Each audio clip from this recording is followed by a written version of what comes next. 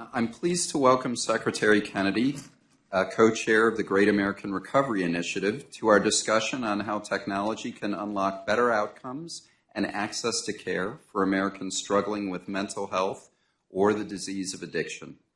Under Secretary Kennedy's leadership, HHS has a clear mission to follow gold standard science to end chronic diseases like addiction, to lower the cost of health care, and to help the American people live healthier and happier lives. The Secretary's work on dietary guidelines alone is a historic reset of federal nutrition policy with a clear, common sense message: eat real food. At 72 years old, Secretary Kennedy is a picture of health and clearly practices what he preaches. I feel like I don't look so good sitting next to the man, but however, for today's discussion, the Secretary's openness about his personal experience with addiction is a testament to the power of recovery. I have no doubt that the millions of Americans struggling with addiction could not have a better champion leading HHS than Secretary Kennedy. With that, please join me in welcoming Secretary Kennedy to the podium. Thank you all very much.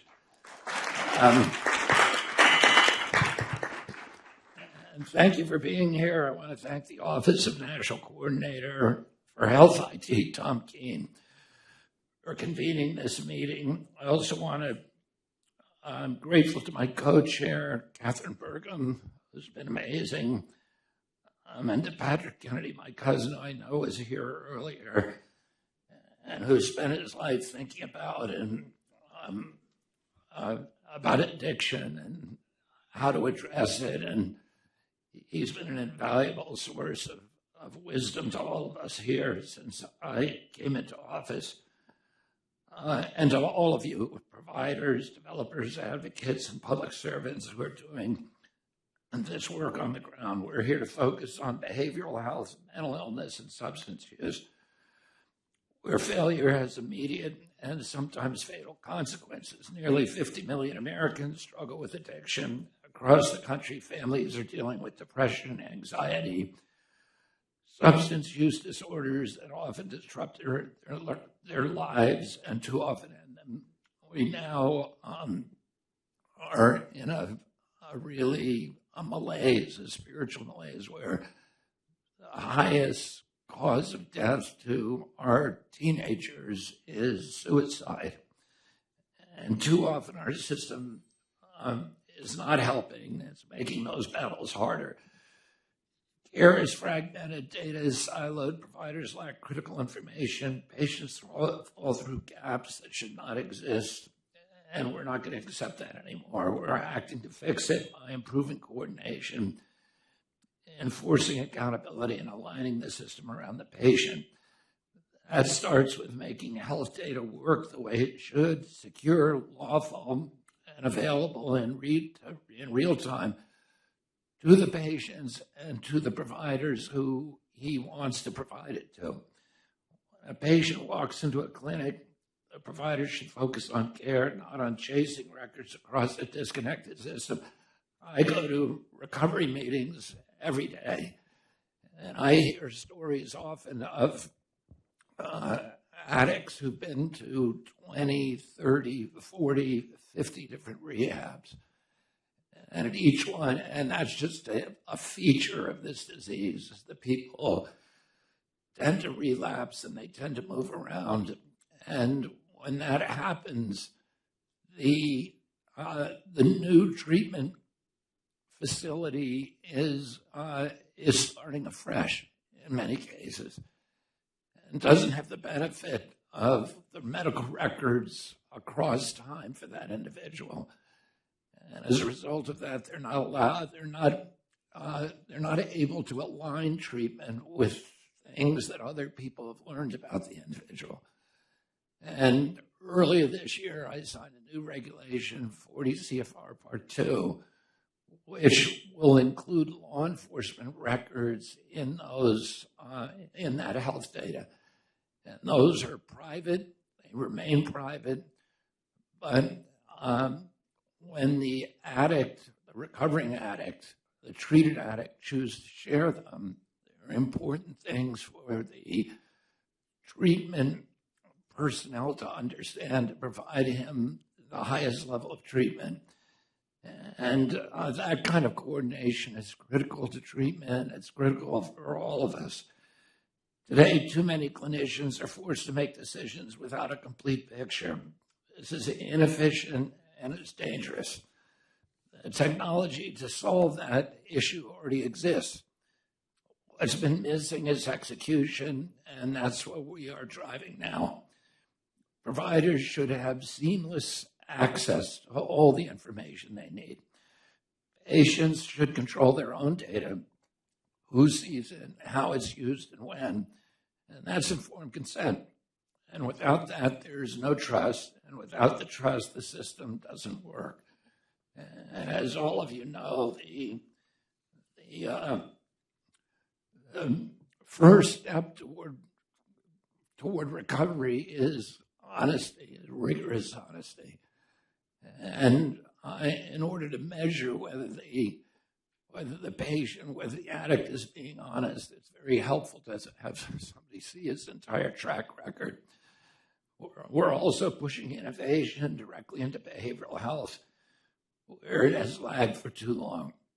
Through a $20 million initiative with SAMHSA, the Office of National Coordinator has launched pilot programs across the country to test new data sharing standards and strengthen integration between behavioral and physical health care. These pilots will produce the evidence we need to set stronger standards and to refine our policies and scale whatever we find works to scale it nationwide. And we're already seeing that in progress. In Florida, programs are connecting housing and job support services with mental health and substance use providers, recognizing that recovery depends on stability and not just treatment. In Massachusetts, public health officials are improving how we track substance use trends so that we can respond faster and more effectively. And in Connecticut, new electronic consent tools are giving patients greater control over how sensitive information is shared, while still enabling providers to deliver coordinated care. These are practical solutions, and they point the way forward. And better data will lead to better decisions and better outcomes. At the same time, we're expanding access to care. Telehealth has already transformed how services are delivered, especially in rural and underserved community. It removes that barrier of distance and time. What once required hours of travel and time can now happen in a single session over the cell phone or computer. And for many Americans, that difference will determine whether they get care at all. As all of you know, people who are addicted go through cycles of readiness to get help and then resistance to it. And it's critical that we can reach them in those little points of time where they've hit a bottom and they're ready to surrender and they're ready to do whatever they need to do to get sober. And if you miss that time, oh, Patrick, I didn't see you. I thought you were. I said some nice things about you that I hope you heard.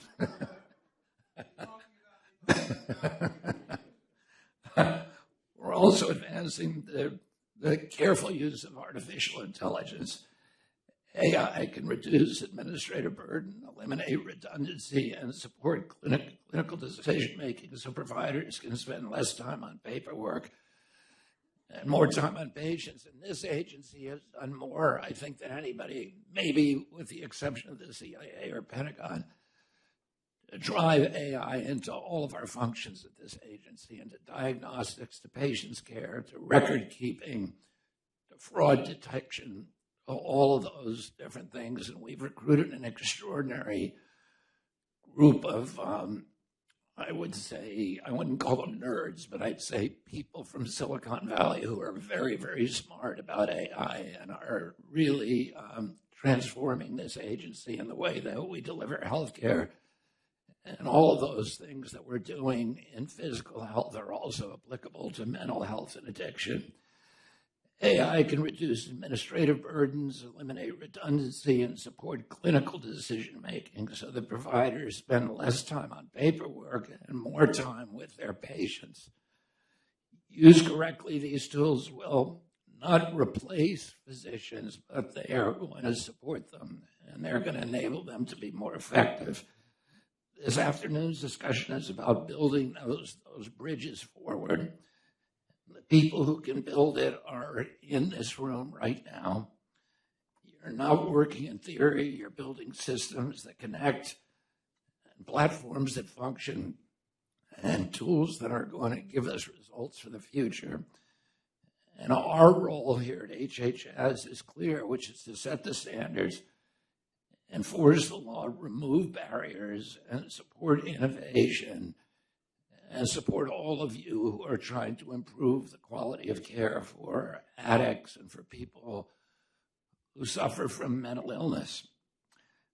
We have the tools now, and we have the data. This is an inflection point, a generational inflection point in history where people are frightened of AI with good reasons, but there's huge hope that we can use AI to actually reach people. There's so much fragmentation and alienation in our society today and isolation, and that ultimately is the cause of addiction. Addiction is a disconnection, and we need to figure out ways to restore a sense of community and restore interpersonal relationships. And as unlikely as it seems, you can use AI to do that. It can drive us apart or it can bring us together. And we're trying to make sure that to optimize its use in bringing human beings together and as a healing tool rather than a tool of control or domination. We have the expertise at this agency. We've recruited extraordinary people to do this. We're open to every kind of notion. There's nothing partisan about this issue. There's no such thing as Republican children or Democratic children. And the people that we brought into this agency are every stripe. We want to solve this problem. We want to make a difference. We want to change the way that addiction is treated. And we want to find new paths to healing our country and ending this spiritual malaise and bringing us all together again. So I want to thank all of you for the thought and energy and the personal devotion that you've put into this mission, and to tell you that we are here to help you. We want to listen to every good idea and figure out if there's a way we can implement it. Thank you all very much for coming here today, and thank you for your commitment.